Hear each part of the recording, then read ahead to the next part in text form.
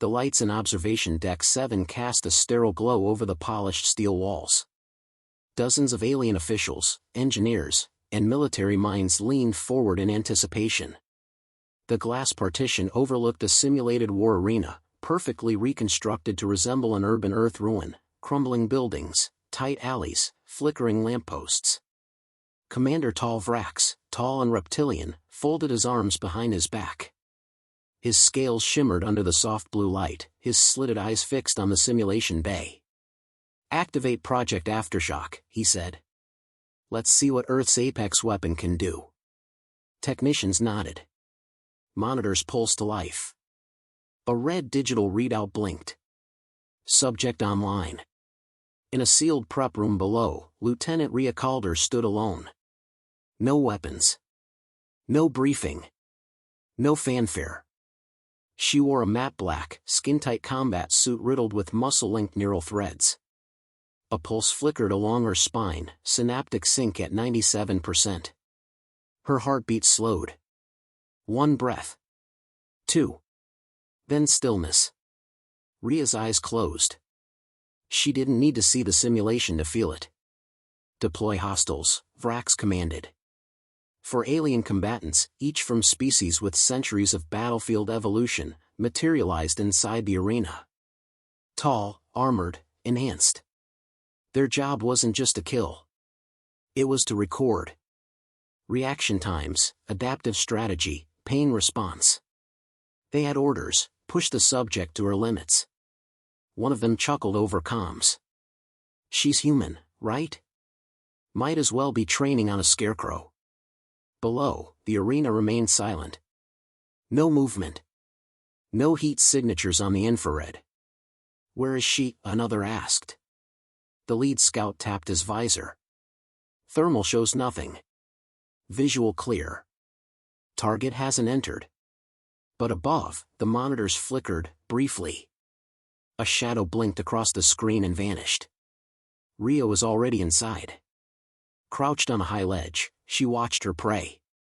For targets, 2 moving in formation, 1 covering rear, 1 scanning rooftops with a plasma rifle. Standard spread. She blinked once. The neural HUD fed her exact timings, angles, gaps. But she didn't need the data.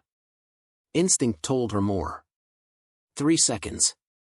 She dropped silently, landing behind the rear scout. He didn't feel the blade until it punctured his exothroat. No gunfire. Just a wet gurgle. In the control room, alarms lit up. "Target has engaged," a technician shouted. "Which one?" Vrax asked. "Unknown. Unit 3's vitals flatlined instantly." "How?" Vrax snapped. "Replay the footage." They tried, but the recording started after the kill. There was no footage of Rhea entering the simulation. The sensors had failed to log her presence entirely. "She's masking her biometric ID," someone murmured. "That's impossible," said another. "Not without." "She's overriding the environment," Vrax cut in. "She's already inside the system." In the arena, Rhea moved like a whisper between crumbled structures. The second alien paused, turned slowly. He sensed something. Too late. A fragment grenade dropped silently at his feet. He blinked, looked down, and was gone in a bloom of kinetic dust. Above, panic set in. Second unit terminated. Time between kills, 11 seconds. There's no thermal trace. No neural ping. "She's not playing your game," a voice echoed from the speakers. The room froze. Vrax turned toward the audio source. "Calder?" Rhea's voice was flat. "Calm. You wanted to test my reactions," she said. "But you only ever planned for linear behavior. You forgot what humans are." He growled. "Contain her. Now." The last 2 aliens switched to sweep mode, scanning buildings with high-frequency waves. Rhea ducked behind debris, her breathing measured. One of them spoke into his comms. "I think she's..." His head snapped sideways, a razor filament cutting through his neck joint like butter. 3 down. The final alien ran. Full sprint. Over rooftops. His heartbeat spiked. He activated jet boots and escape protocol. But he never made it past the ledge.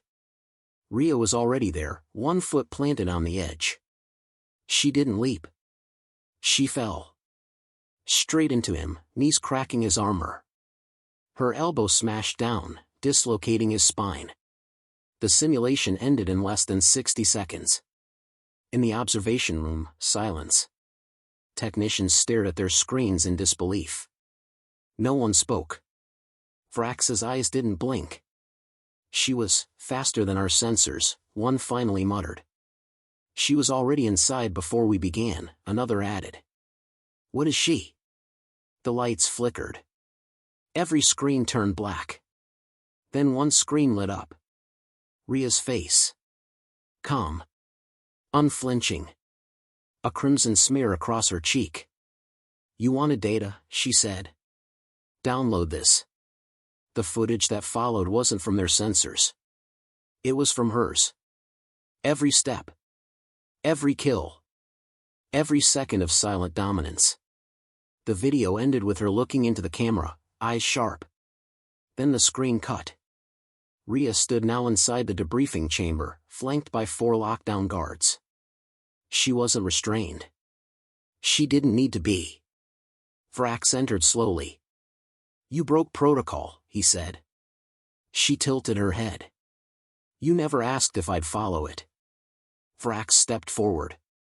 You knew the simulation parameters. I rewrote them. Why? She looked at him, not with malice, but with certainty. Because if you're measuring us by your standards, she said, you'll never understand why we survive what should kill us. Or why we win battles we should lose. Vrax's lips curled. This isn't over. It never started, she replied. The automatic doors sealed with a hiss behind Commander Vrax. Inside, the debriefing room had transformed from cold precision to silent tension. Rhea Calder stood in the center, not flinching as 6 bio-armored security units surrounded her. Her eyes scanned the room, every vent, every reflective surface, every delay in movement. She wasn't caged. She was coiled. Vrax moved closer, talons clicking softly against the metallic floor. You're not here to impress us anymore, he said. You've made your statement. Rhea replied evenly, you're mistaken. That wasn't a statement. That was the introduction. He leaned in, letting the threat crawl into his tone. Whatever tricks your kind used, hiding heat signatures, scrambling sensors, that ends now. This is not your arena. You're in my lab. She smirked. Then maybe you should stop calling it a battlefield. Outside, warning lights blinked crimson. Lieutenant Kale, a feline hybrid species officer, adjusted his headset. Commander, containment protocols are glitching. The simulation room isn't clearing. There's some sort of feedback loop in the AI systems. Reboot it, Vrax ordered. We can't, Kale replied. She left something behind. A code thread is cycling inside the mainframe. Vrax turned slowly toward Rhea. What did you plant? She gave a faint shrug. Your simulation tried to analyze my instincts. I let it. But while it watched me, I watched it. You build predictable systems. I learned their heartbeat. Then I changed the rhythm. Before he could respond, the lights in the debriefing chamber flickered. The doors locked. The guards froze. Rhea took 1 step forward. You can't test chaos without letting it touch you. In the control hub, technicians scrambled. The simulation AI had become unresponsive. Entire corridors began misfiring, lights turning off in sequence, security nodes cycling offline. Kale pulled up schematics. She's hijacked the environmental controls. This isn't just a breach, it's a restructuring. Seal off the lower levels. Vrax barked. Neutralize her before this spreads. But it was already too late. The hallway outside the debriefing room shifted. Panels peeled back, revealing weaponized turrets, aiming, then short-circuiting. Sparks danced down walls. Doors opened and shut at random, a stutter in the architecture. Rhea sprinted forward. She didn't fight like they expected. She used every flicker, every faulty corridor, like choreography. When the first security drone spotted her, it fired 3 rounds, each narrowly missing. Rhea didn't dodge. She preempted. She twisted through narrow ducts, disarmed an alien with a wrench stolen from the wall mount, then disabled 3 cameras with the broken end of her boot. In under 2 minutes, she reached the AI core. Vrax watched through static-choked monitors. "She's headed for central processing," Kale warned. "She's trying to erase the records," another guessed. Vrax shook his head. "No. She's not trying to hide what she did. She's making sure it's seen." Inside the core, Rhea stood before the main console, an orb of living metal floating above a base of whispering machines. She placed her hand on the node. The system recognized her implant signature instantly. "Upload complete," the system chirped. "File, Galactic observation feed. Destination, Council Archives, Earth Division, Open Access Protocol engaged." Her recorded footage, her performance, every second of the trial, was being broadcast across Council networks. Now they would all see what a human looked like when pushed. Suddenly, the room dimmed. Metal grated. From both ends of the corridor, a specialized response team advanced, 9 elite soldiers from various species. Advanced armor. Pulse rifles. Cold discipline. They formed a pincer. No warning. No delay. Rhea dropped a microsmoke capsule and vanished into gray haze. Sensors blinked red. The air grew thick with static. Then came the first scream. A rifle discharged. Then silence. One by one, comms cut out. Vrax watched helplessly from above. Kale gasped. "She's neutralizing elite teams without projectile weapons." "She's using our arrogance as a weapon," Vrax muttered. "We thought she was reacting to us, but she made us react to her." Inside the haze, a Varnathi soldier stepped cautiously through the mist, breathing in bursts. His heart pounded. Then Rhea's voice whispered from his comm, clear and untraceable. "Do you know what it feels like to be hunted?" He spun. Nothing. A gloved hand wrapped around his throat from behind, slamming him into the wall. He dropped in a heap. She kept moving. Swift. Clean. Purposeful. No sound wasted. No motion without intent. Back at the command deck, an emergency alert rang out. "Unauthorized data transmission, verified. Alliance Council comm link breached." Vrax slammed his fist into the panel. "She's exposing us." Kale stared at the screen. "No," he said slowly. "She's teaching them." The final door opened. Rhea stepped into the upper lab control, empty now except for a few stunned personnel. She didn't attack. She walked to the central terminal, deactivated the lockdown, and activated audio feeds to every corner of the base. Her voice rang through every hallway. "You don't measure strength by force," she said. "You measure it by pressure, and how far something bends before it shatters. Your simulations were static. Humans adapt mid-collapse." She leaned toward the mic. "And now, so must you." As she exited through a maintenance shaft, the base returned to normal. Doors opened. Lights steadied. But everything had changed. She didn't need to destroy the base. She'd already proven it couldn't contain her. Her silence was louder than any explosion. Her escape wasn't rebellion, it was evolution in motion.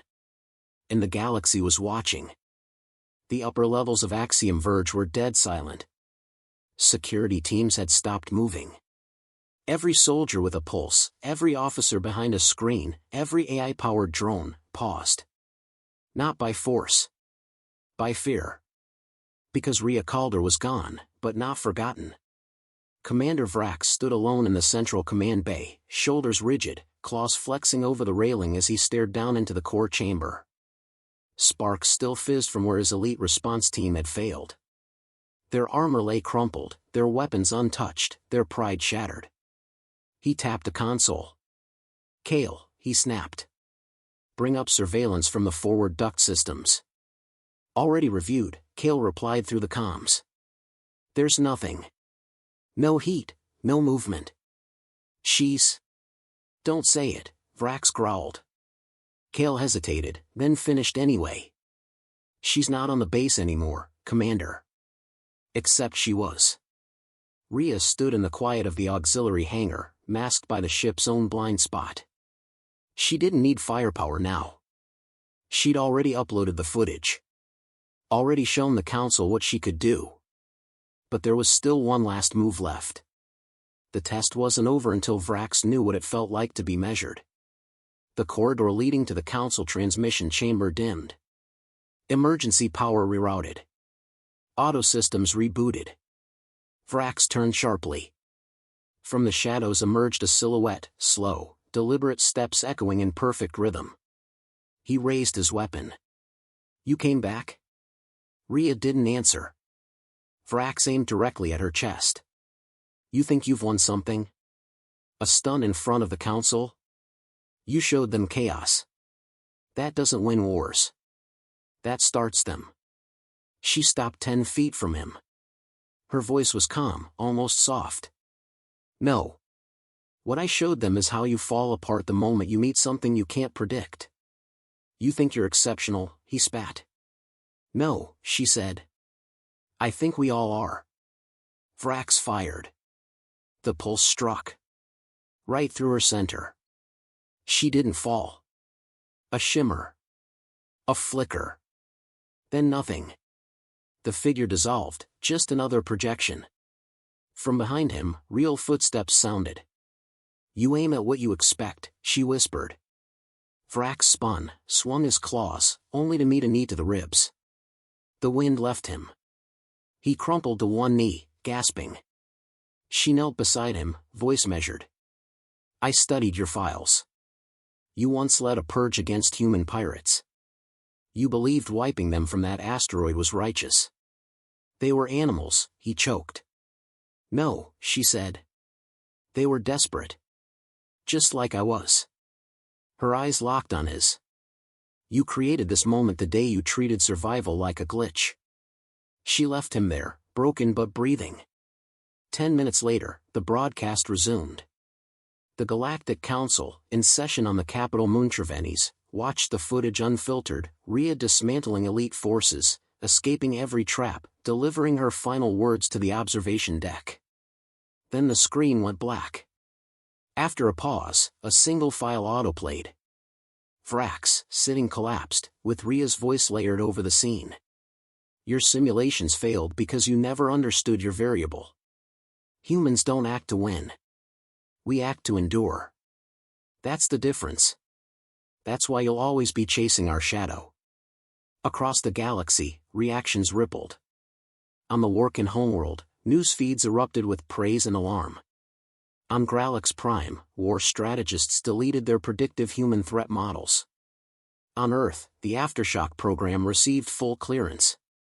And somewhere, in a dim training room in Nevada, a dozen cadets watched the recording, silent and wide-eyed. One leaned forward and whispered, "She just rewrote the rulebook." Back aboard Axiom Verge, Vrax stood at the shattered console, fury burning under his scales. "She made me a lesson," he hissed. Kale didn't respond. He stared long into the fractured monitor before him, into the shadow that had replaced certainty. Rhea didn't stay to celebrate. She had no interest in medals, councils, or political games. Her message was sent. Her presence felt. She boarded the outbound transport alone. The pilot blinked at her arrival. "Destination?" She simply said, "Next test site." Then, silence. Behind her, a single note appeared in the Axiom Verge security logs.